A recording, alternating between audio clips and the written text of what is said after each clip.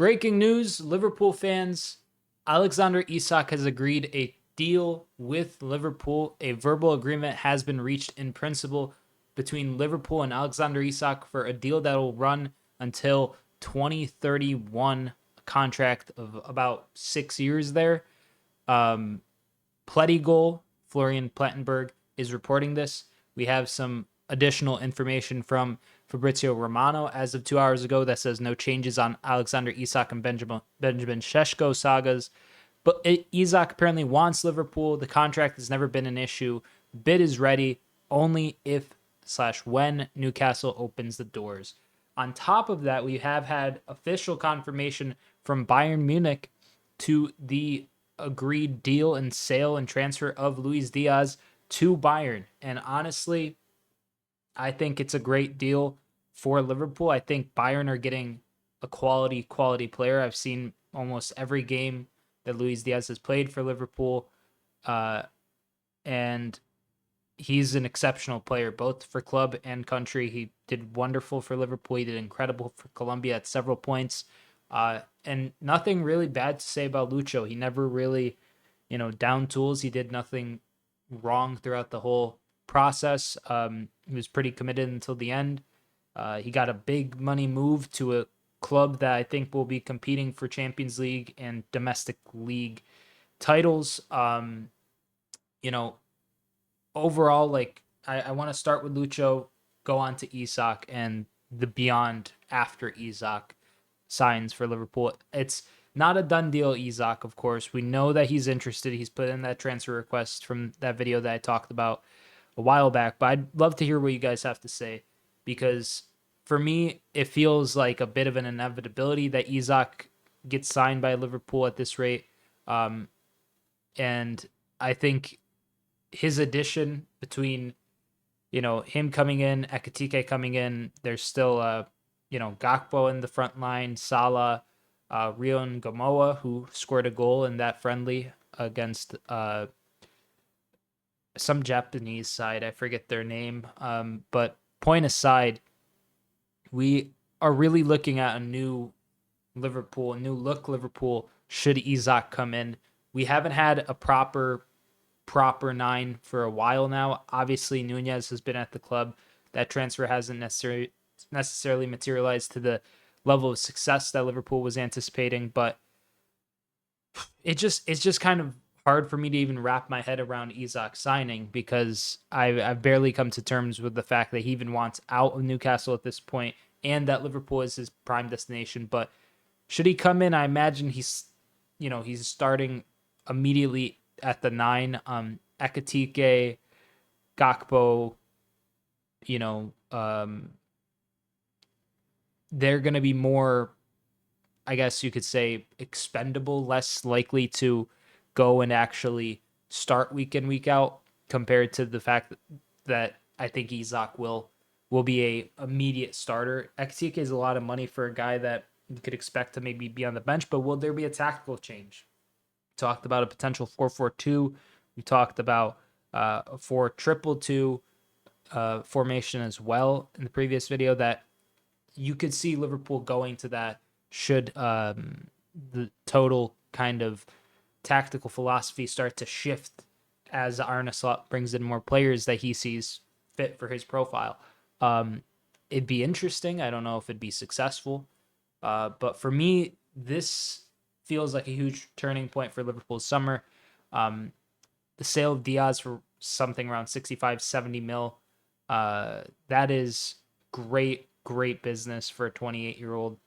That's basically half of the initial bid that we were talking about for Isak. And with the way that Liverpool has been running themselves, the sustainability, the following of PSR guidelines, good sales recently, I really do think that Liverpool is in a spot where they could quite possibly go and continue to spend after Isak.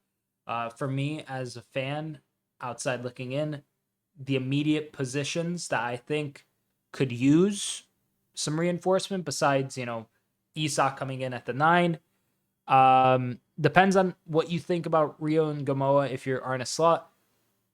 I wouldn't be mad with another winger coming in to play on either side, either as a left-sided winger or a right-sided winger, to really have some versatility in the front line. That said, Rio Ngumoha looks like an absolutely incredible prospect. Should he have this season to kind of go and prove himself, I could see him getting a lot of goals and assists, actually, um, on that left-hand side. Gakpo, I imagine, will be the starting left winger. Salah on the right.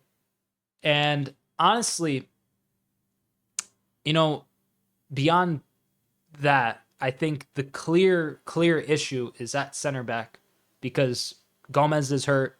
Konate, we're not sure what's going to happen with his extension talks.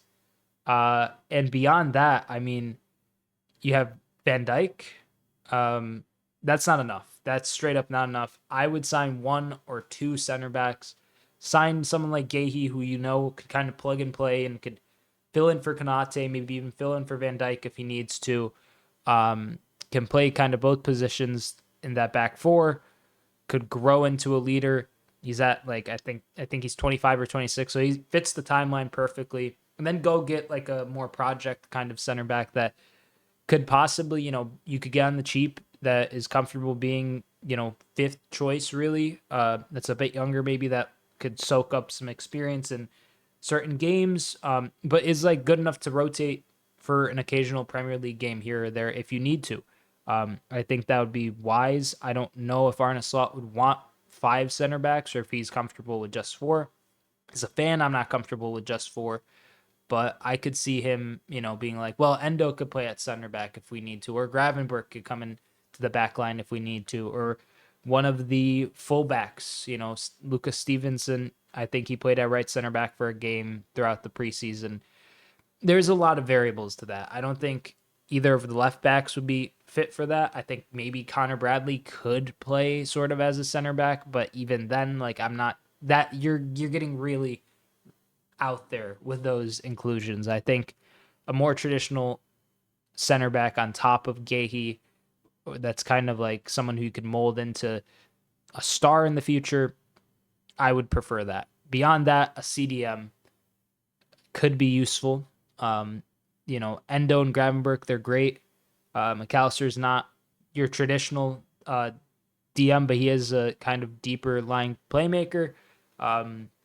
Soboslai I could see starting in that pivot as well throughout this season. So maybe he doesn't feel the need for that. But if you're the only other people I could see almost certainly leaving Liverpool are Nunez, Chiesa, and Harvey Elliott. If you get rid of those 3 guys, you really lack a lot of depth going forward. I think Wirtz and Isak and Ekitike are wonderful additions.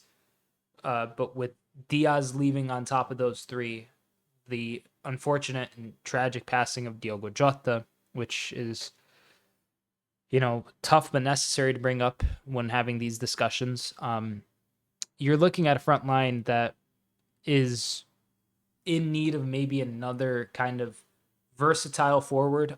There's been links to Malik Fofana throughout the transfer window. He could be an interesting addition as well on the left-hand side. But I think if you're going to bring in someone like Fofana, you might as well go and bring in 2 center backs, a DM for cover. And then at that point, you're looking at, like, are you comfortable with the attacking mids you have to rotate with Wirtz if Elliott goes? Jones is another player. I haven't even mentioned Curtis Jones. He could play all through the center of the park. So it's really just an interesting turning point for Liverpool. Diaz, I think, will do great at Bayern, especially once Musiala's back.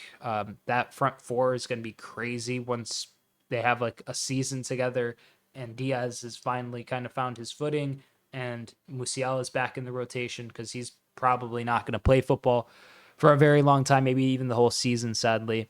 Jamal Musiala, due to that injury he sustained in the Club World Cup.